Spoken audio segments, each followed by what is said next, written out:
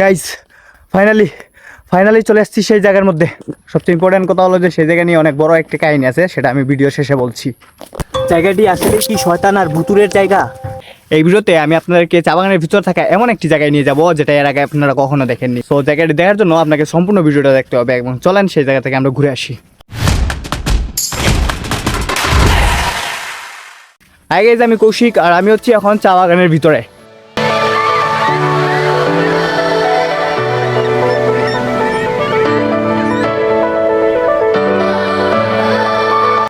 সেখানে যাওয়ার জন্য আমি বাসা থেকে বের হয়ে চা বাগানের ভিতরে চলে আসছি।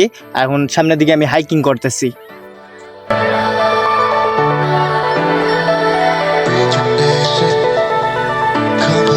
যেতে হলে এরকম রাস্তা দিয়ে যেতে হবে, যেটা আপনারা দেখতে পাচ্ছেন আমার পিছনে ছোট্ট একটি নালা আছে। এন্ড আমি এই নালার ভিতর দিয়ে হাইকিং করতেছি। পানি আছে বাট রাস্তা নাই, দুই সাইডে রাস্তা, দুই সাইডে চা গাছ, আর আমি মাঝখান দিয়ে যাইতেছি সেই জায়গাতে।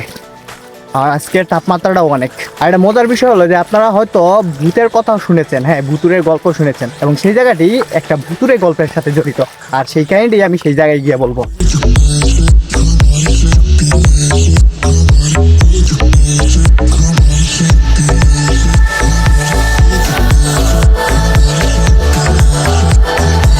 তো মোটামুটি চলে আসছি, কিন্তু সামনে দেখতেছি একটা গেট আছে, আর গেটটা লক করা নাই, খোলা আছে।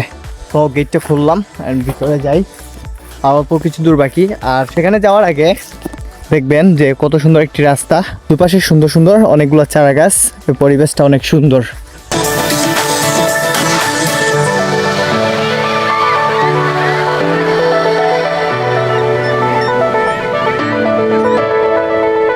রাস্তায় যখন চলছিলাম তখন একটা জিনিস লক্ষ্য করলাম যে এই যে গাছটার ভিতরটা এরকম আছে, এটার কারণ কি? এটার কারণ কেউ কি বলতে পারবেন? গাছটা এরকম কেন? অনেক হাস্যকর একটা জিনিস। যাই হোক, আমরা আবার সামনের দিকে যাই।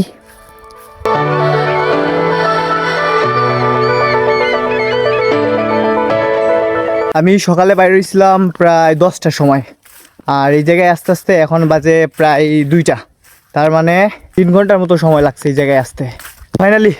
ফাইনালি চলে আসছি সেই জায়গার মধ্যে, সেটা আমার পিছনে। অ্যান্ড এখন আমরা যাব সেই জায়গাটির ভিতরে। এই যে চলে আসছি। হ্যাঁ, কিছু দেখতে পারবেন না আপনারা, জায়গাটি ঠিক আমার পিছনে রয়েছে। আর সেটি হলো এই যে কুয়াটি, এই কুয়াটি দেখতে পারতেছেন গাইস। হ্যাঁ, এই কুয়াটি অনেক ডেঞ্জারাস, ভিতরে পানি আছে।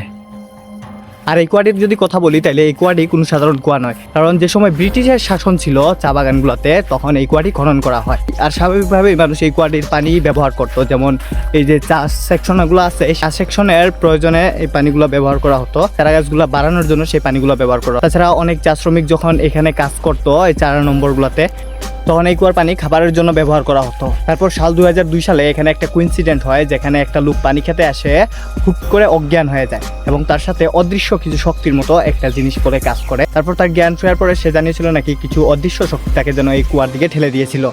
তখন সেই কুয়াটি প্রপারলি একবার বন্ধ করা হয়, কিন্তু সাল 2015 সালে আবার সেই কুয়াটি চালু করে। মানুষ স্বাভাবিকভাবেই ব্যবহার করতো পানিটা, কিন্তু হঠাৎ করে আবারও সেই আগের মতোই সমস্যাগুলো মানুষ স্যাক্রিফাইস করতেছিল আর কি। আমি এখন সেই কুয়ার সাইডে আছি, বাট আমাকে অনেক ভয় করতেছে, কারণ এই এলাকায় আপনারা যদি নোটিস করবেন একটাও মানুষ নাই। এই এলাকায় মানুষ খুবই কমে আসে, যে সময় এই সেকশনে কাজ হয় তখনই মানুষ আসে, এর ব্যতীত কোনো মানুষ এখানে আসে না। আর এখন আমি এখানে আছি, অনেক ভয় করতেছে, তারপরেও আমি আপনাদেরকে দেখানোর জন্য এই জায়গাটি নিয়ে আসলাম। আপনি মানেন বা না মানেন, এটা কিন্তু একটা রহস্যময় একটা কুয়া।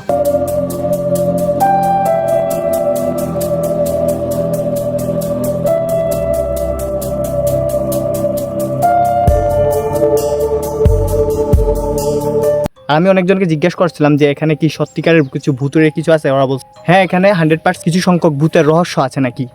আর 2015 সালের কোইন্সিডেন্টের পর থেকে এখানে এই পর্যন্ত কুয়াটি এরকমই অবস্থায় পড়ে আছে, আর এখানে কোনো মানুষ আসে না, আর এই কুয়ার পানিটা কোনোভাবেই ব্যবহার করা যায় না।